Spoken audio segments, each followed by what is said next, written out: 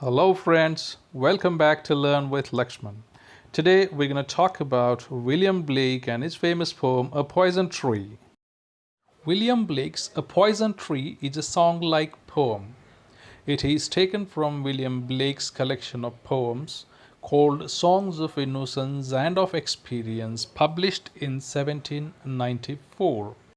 In this collection, William Blake has compared two worlds of human understanding. First is the world of purity and virtue, which is also called the world of innocence, and the second is the world of vice and corruption, which is also called the world of experience. The Poison Tree forms the part of Songs of Experience. The part Songs of Experience is 26 poems in all. The part Songs of Experience is an expression of grief regarding the ways in which the tough experiences of adult life destroy the innocence of the earlier phase or the growing up years in the human life. The poem has musicality. It has often been set to music by renowned music composers like Ralph Vaughan Williams. The poem recounts a very common emotional reaction, anger, about which the speaker narrates. It is a poem written in simple language, but it has emotional content. The theme of the poem is familiar to common readers. The simplicity of the poem and the familiarity of its emotional content have made it one of the best-loved English poems. William Blake.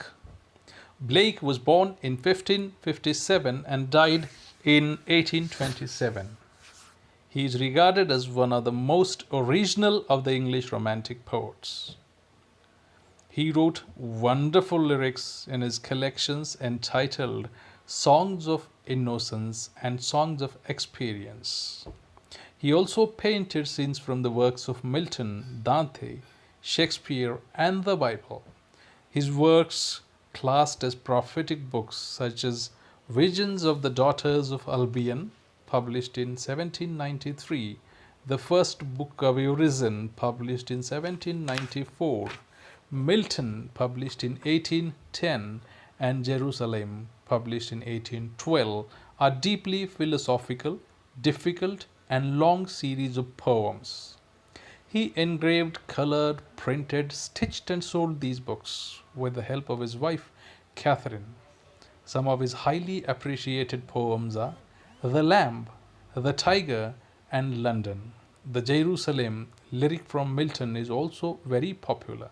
It has become a kind of second national anthem in Britain. Blake has become one of the most favorite poets in academic circles in the modern times. His Songs of Experience contain poems that appeal to modern readers and scholars because he takes a radical stand in questioning some of the schemes of God. A Poison Tree. Let's read the complete poem first. I was angry with my friend. I told my wrath did end. I was angry with my foe. I told it not, my wrath did grow. And I watered it in fears, night and morning with my tears. And I sunned it with smiles and with soft deceitful wiles. And it grew both day and night, till it bore an apple bright. And my foe beheld it shine, and he knew it was mine. And into my garden stole, when the night had veiled the pole. In the morning glad I see my foe outstretched beneath the tree. Let's try to understand the poem line by line now. If you look at the poem, this doesn't seem to be a long poem. It is a poem containing only 4 stanzas, and each stanza is made up of 4 lines. That means it is a poem of 16 lines only. You can again see that there are pairs of lines rhyming together in this poem. So in that sense, we have 8 pairs of lines rhyming together. So these pairs of lines rhyming together are called couplets. Let's first of all try to understand the meaning of the whole poem and then try to understand the metrics involved in it. So let's start with the first stanza. I was angry with my friend. I told my wrath did end. I was angry with my foe. I told it not, my wrath did grow. Now let's first of all try to understand the meaning of the difficult words in this stanza. The meaning of the word wrath is anger, and the meaning of the word foe is enemy. These are the only two difficult words according to me in this stanza. Let's try to understand the meaning of the whole stanza now. I was angry with my friend. It's easy to understand. I was angry with my friend. I told my wrath. I told him about my anger. And what happened? My wrath did end. And my anger ended. That means when I spoke to my friend about my anger towards him, my anger went away.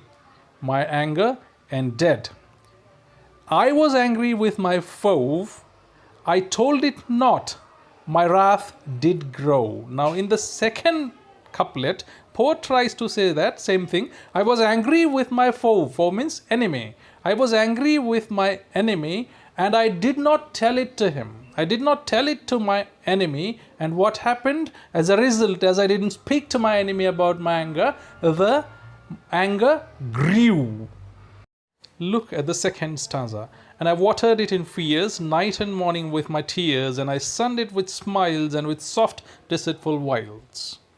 The meaning of the word watered is to give water to someone, to provide water to something, that is to water. Then sunned means to give warmth of the sun, and deceitful wise. Deceitful means dishonest, and wiles means tactics or the strategies, or they are the ways of persuading someone into doing something. Now let's move on to the meaning of these lines. And I watered it in fears. Watered it in fears. What did I water in fears? I watered my anger in fears because I had an enemy and I was afraid of him. So I started watering my anger in fears. Night and morning with my tears. I used to water it at night as well as in the morning. That means I used to think about my enemy, think about the tricks to destroy my enemy at the night as well as in the morning. And it was also troubling me too, night and morning with my tears. And I sunned it with smiles. Now what did I do? I sunned it with smiles. Sun means I gave it the warmth of the sun, the sunlight, and also with the soft, deceitful wiles. I mean, I was dishonest. I pretended that I am not his enemy. I pretended that I have forgotten things, but I actually did not forget things. And therefore, I just pretended to be his friend, but I wasn't actually. That enmity persisted in my mind, but I tried to show that that is not there in my mind. So those are the wiles, ways of persuading someone into doing something. I wanted my enemy to believe that I consider him no enemy now. But I wasn't honest with my feeling. I was dishonest because I actually considered him my enemy. Now look at the use of words. Poet had specifically used the words watered and sunned. Water and sunlight is required for trees to grow. Right, with the help of water and sunlight, trees grow. Similarly, what poet is trying to say is he has watered and sunned his anger. That means he is using the metaphor of tree or the plant for his anger. He watered it, he sunned it, and it kept on growing. That is the metaphor he is using here. Now try to understand, what did the poet water his anger with? The poet tries to water his anger with tears. And what did he tries to sun it with? He suns it with smiles and soft, deceitful wiles. Now let's move on to the third stanza. And it grew both day and night till it bore an apple bright. And my foe beheld it shine, and he knew that it was mine. The meaning of the word foe is enemy, and the meaning of the word beheld is saw. Behold means to see, beheld is its past tense, that means saw. Now let us try to understand the meaning of this stanza. And it grew both day and night. Now what is it that grew day and night?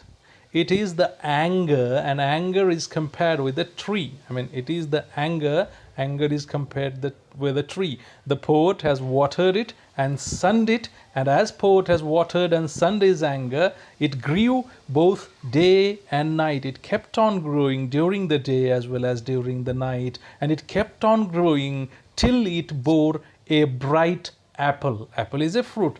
If it is a tree, it has to bear a tree. So it bore an apple, and that apple is bright. And my foe beheld it shine. Now my foe, my enemy, saw that that fruit is shining. My foe beheld it shine, and he knew that it was mine. Means my enemy saw the shining fruit. My enemy saw that the bright apple was shining, and he knew that this apple was mine. Now this was a tree of anger. It kept on growing. The poet watered it, sunned it, kept on growing, and finally it bore an apple, bright apple. Now let's try to understand the last stanza of this poem.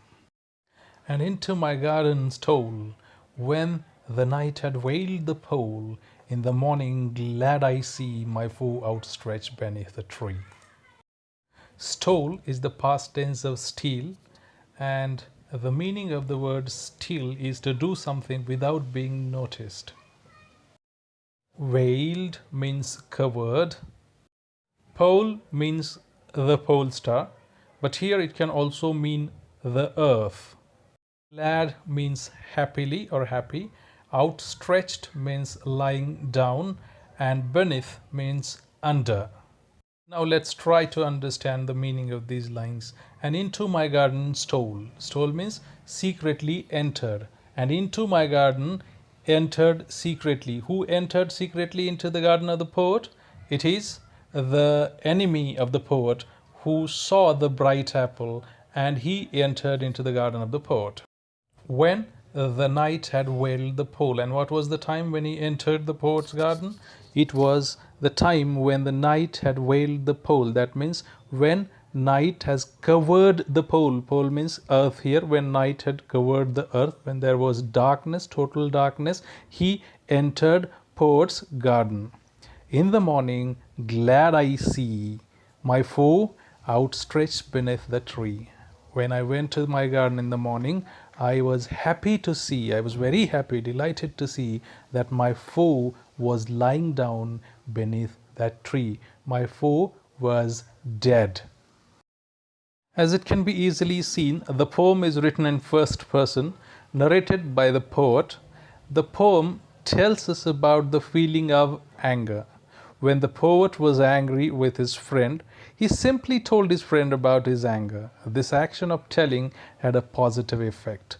It put an end to his bad feelings. But the case was different when he was angry with his enemy. This time, he didn't tell about his anger to his foe. Hence, the feeling of anger developed more. In the second stanza, the speaker refers to the title of the poem and uses the metaphor of the tree. This tree is nurtured, watered by the feeling of fear and resentment. While these feelings were there inside the poet's mind, he covered them with false smiles. This acted like sunlight for the growth of the poisoned tree. Thus, the anger continued to grow and it became more dangerous. Now, the speaker felt the need for revenge. The tree grew up and produced a fruit. In the third stanza, an apple is described to be sprouting from his poisonous tree. This bright apple attracted the enemy's attention. He knew that the fruit belonged to the poet. In the final stanza, it is described how one night the enemy sneaked into the poet's garden and ate the apple from this tree. This was the fruit of the poison tree. So when the enemy ate it, he died. The next morning, his dead body was found lying under the tree. The association of this poison tree is with the idea that when a person cultivates anger and hatred towards someone, these feelings can turn into something dangerous and they may result in the destruction of the enemy. At the same time, the poem suggests that these are not healthy feelings. They should not be kept in mind. If they grow, then one also starts to hate oneself. In this poem, the poet was forced to hide his anger. He therefore acted in a dishonest and false way. It killed his enemy, and he says that it made him glad. But the readers know that this is not the real happiness. Actually, the speaker has started to hate himself. The poison tree that was grown by him has a negative effect on himself too. From a good person, he has become a dishonest and deceptive person.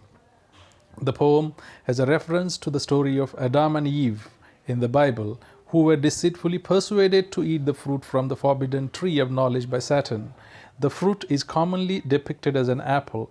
In the Bible story, the fall of Adam and Eve takes place in the paradise garden of Eden. This is similar to the garden described in the poem where the enemy dies. So the poem may be called a moral tale of suppressed anger and revenge. The poem tries to explore the shameful effects of anger. The cultivation of anger is the principal theme of this poem. It tells about how the suppression of anger leads to growth of anger and other destructive feelings. When we do not express anger and acknowledge it, anger or wrath is cultivated by the mind. It becomes destructive force. The poem compares suppression versus expression and also speaks about falseness of the human nature. We can interpret the poem as a tale telling about people who pretend to be friendly, but they may be hiding their real feelings. The rhyming couplets of the poem give it a tone of simplicity. The innocent tone of the speaker is contrasted with his evil actions. His decision to cultivate the tree of anger with water and sun represents a type of hidden violence. The speaker's feelings of anger are internal. When these feelings are left unaddressed and unchecked, they become external. As an external form, they become the tree with its poisonous fruit. This is dangerous to others. It is destructive. The tree tells us about the particular character of the poet, who becomes like Satan, deceiving humanity. The poem also suggests that all persons can be guilty of suppressing their inner emotions, and this can become deadly to the outside world. This poem was originally entitled Christian Forbearance. This is one of English literature's most striking explorations of the corrupting effects of anger. It is one of William Blake's miniature masterpieces. Anger is the corrupting and destructive force. The poet feels glad at the death of his enemy. It is not good for the humanity. It is quite inhuman to feel good on the death of someone. The enemy dies by eating the poisonous fruit, but the speaker forgets that his soul is also corrupt here. He deceives his enemy by his smiles and by his acts, but inwardly, actually, he keeps on hating his enemy and keeps on plotting against him, which results into something very destructive. We've already seen that this poem is written in couplets. Couplet is a pair of lines rhyming together. That means the rhyming scheme of this poem is AA, BB, CC, DD, EE, FF, GG and HH. Speaking of the meter, there is specific meter to this poem. Look at the first stanza. In the first stanza, we'll find that in the first line of the first stanza, there are 7 syllables, and in the second line of the first stanza, there are 8 syllables. It is very easy to identify meter in the second line. There are 8 syllables in all. Every second syllable is stressed. That means one unstressed syllable is followed by one stressed syllable. Such type of meter is called trochee, and the number of foot are 4, as there are 4 unstressed syllables followed by a stressed one. This becomes the tetrameter, as there are 4 meters and the pattern is trochee. This is called trochaic tetrameter. There are 7 syllables in the first line of the first stanza. So this is not the perfect example of trochaic tetrameter. However, this can be defined as a tetrameter too.